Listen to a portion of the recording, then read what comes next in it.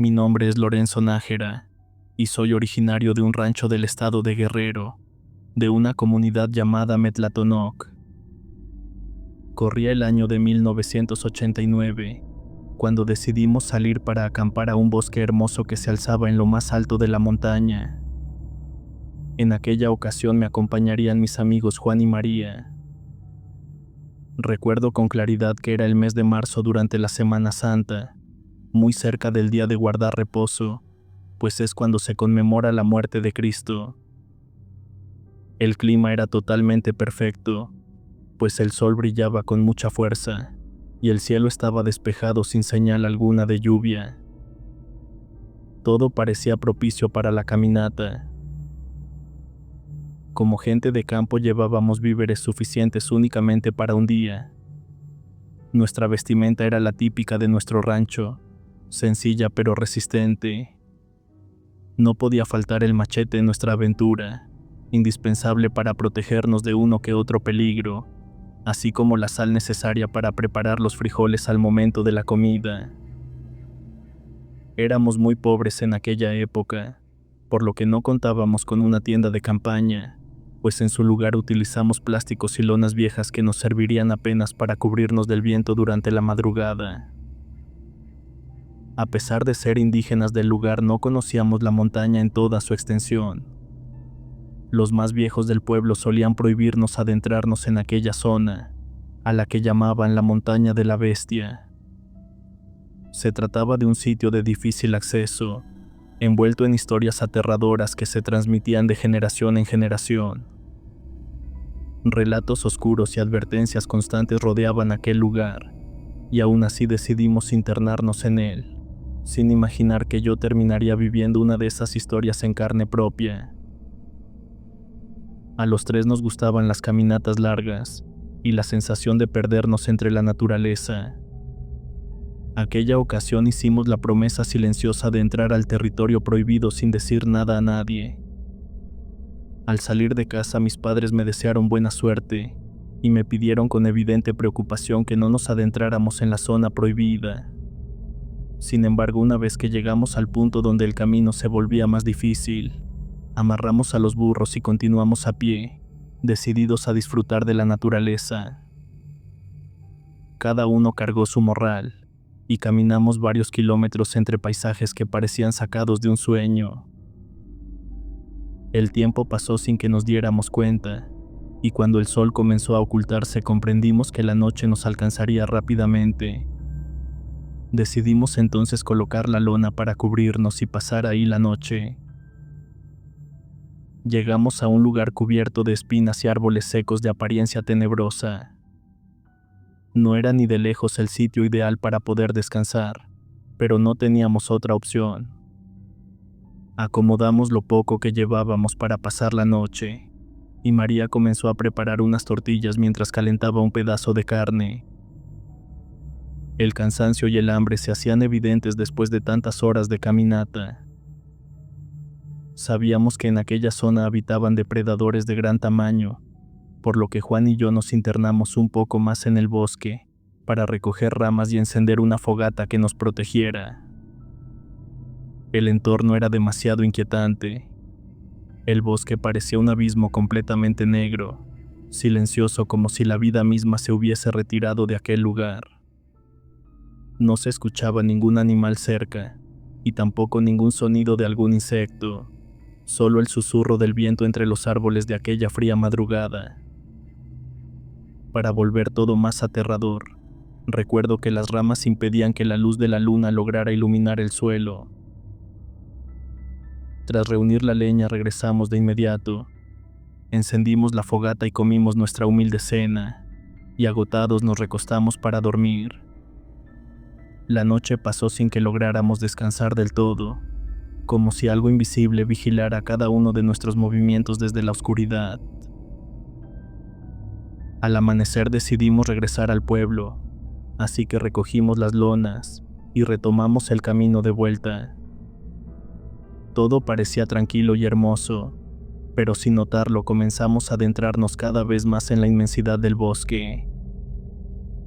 Tomamos varios senderos desconocidos con la intención de acortar el trayecto, sin saber que cada paso nos alejaba más de nuestro pueblo y nos acercaba al verdadero corazón de aquella montaña maldita.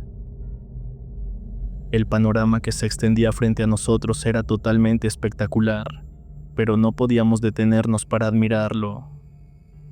Teníamos que darnos prisa, pues la noche volvería a caer, y ya no nos quedaba comida para pasar otra noche.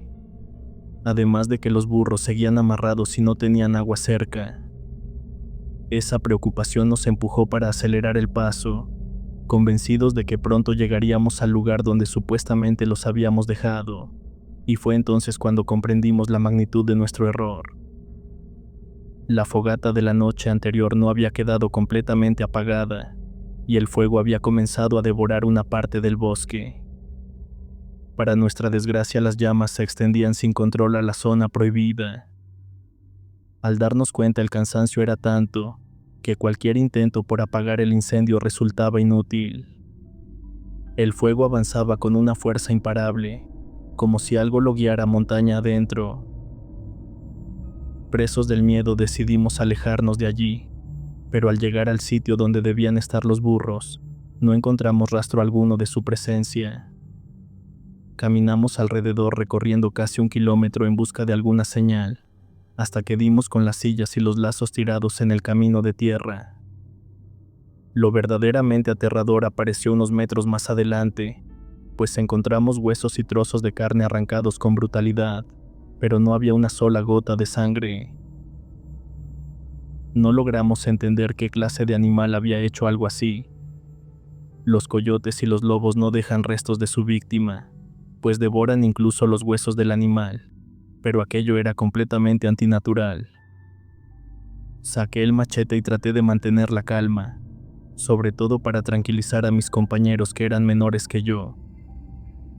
La noche terminó por alcanzarnos sin que nos diéramos cuenta, y avanzar se volvió demasiado peligroso, así que no tuvimos otra opción que improvisar nuevamente nuestro humilde campamento y sentarnos alrededor de la fogata temblando de miedo por lo ocurrido con los burros.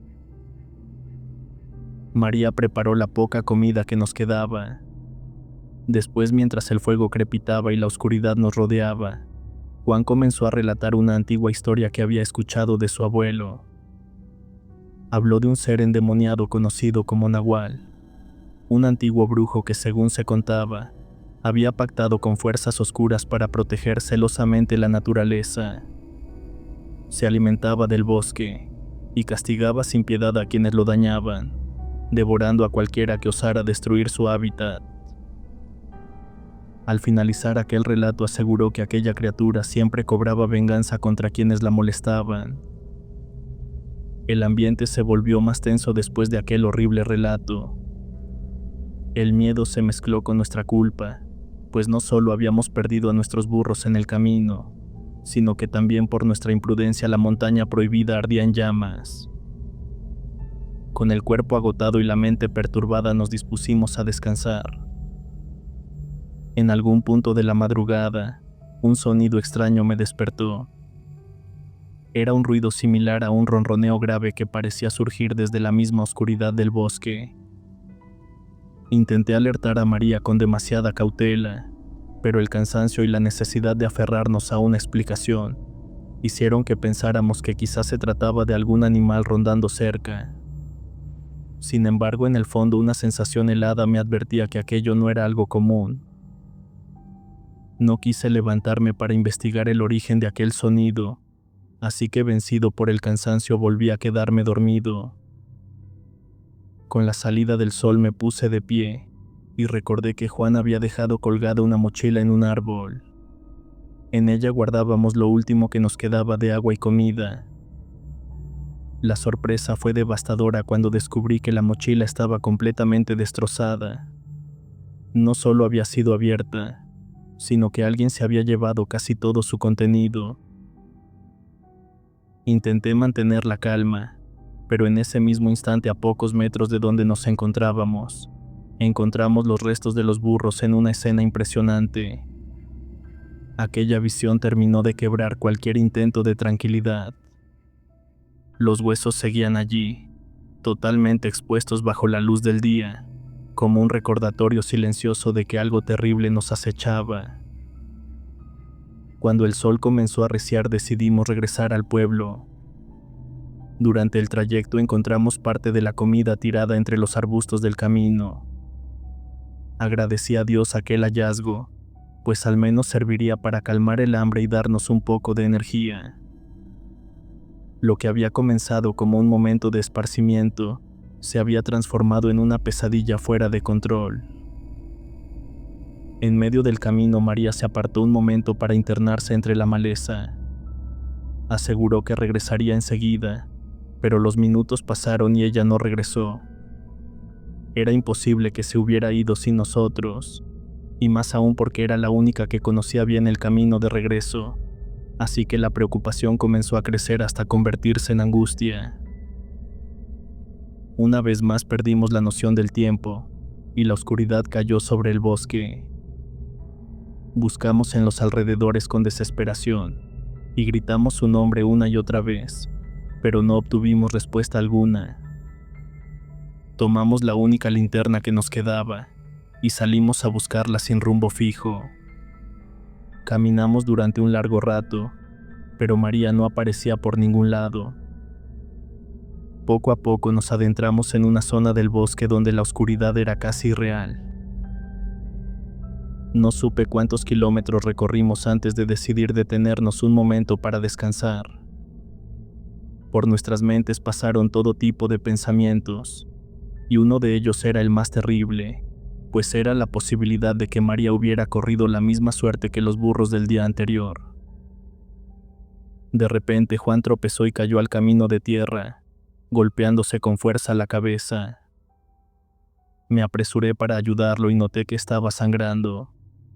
Le até un pañuelo para contener la herida mientras él intentaba descubrir con qué se había tropezado. Su linterna se había roto con la caída, así que extendió un brazo para palpar la tierra y de esta forma reconocer el obstáculo. Ambos distinguimos una forma irregular, como un bulto abandonado entre el camino de tierra. Alumbré con mi linterna para descubrir de qué se trataba, pero el horror se reveló ante nuestra incrédula mirada. Allí tirado en el camino se encontraba el cuerpo de don Benito, un campesino que llevaba días desaparecido y a quien en el rancho ya dábamos por muerto. Quedamos completamente petrificados por aquella horrible escena, incapaces de comprender quién podía haberle causado algo así. El cuerpo del pobre viejo estaba desnudo con los huesos y la carne desgarrada de una manera imposible de explicar. Aquella escena superaba cualquier relato que hubiéramos escuchado en nuestra infancia. Juan perdió el control y comenzó a gritar presa del pánico que sentía, mientras el eco de su desesperación se perdía entre la oscuridad, como si el bosque mismo respondiera a su miedo. Quedamos completamente petrificados por la impresión, sin saber qué hacer ni hacia dónde correr. A lo lejos se distinguía una sombra pequeña que avanzaba lentamente entre la oscuridad. Por un instante pensamos que se trataba de María, pero la falta de luz nos impedía reconocerla. Conforme aquella figura se acercaba, dos puntos brillantes comenzaron a resplandecer en la negrura. Sus ojos emitían una luz tan intensa y antinatural que parecía adormecer nuestros sentidos, dejándonos con la vista borrosa, incapaces incluso de ver nuestras propias manos en la negrura de la noche. El miedo nos paralizó cuando aquella bestia terminó de revelarse. Su presencia era totalmente abrumadora. Mostraba una sonrisa torcida y profundamente siniestra, mientras su cuerpo completamente cubierto de pelo parecía una grotesca mezcla entre ser humano y animal. Su rostro resultaba todavía más perturbador, pues tenía rasgos de una criatura envejecida y salvaje, pero extrañamente familiares, como si guardara vestigios de algo que alguna vez fue humano. Impulsados por el terror logramos reaccionar y echamos a correr sin rumbo. Corríamos aturdidos sin bajar el ritmo, pero con la certeza de que aquella cosa nos seguía de cerca.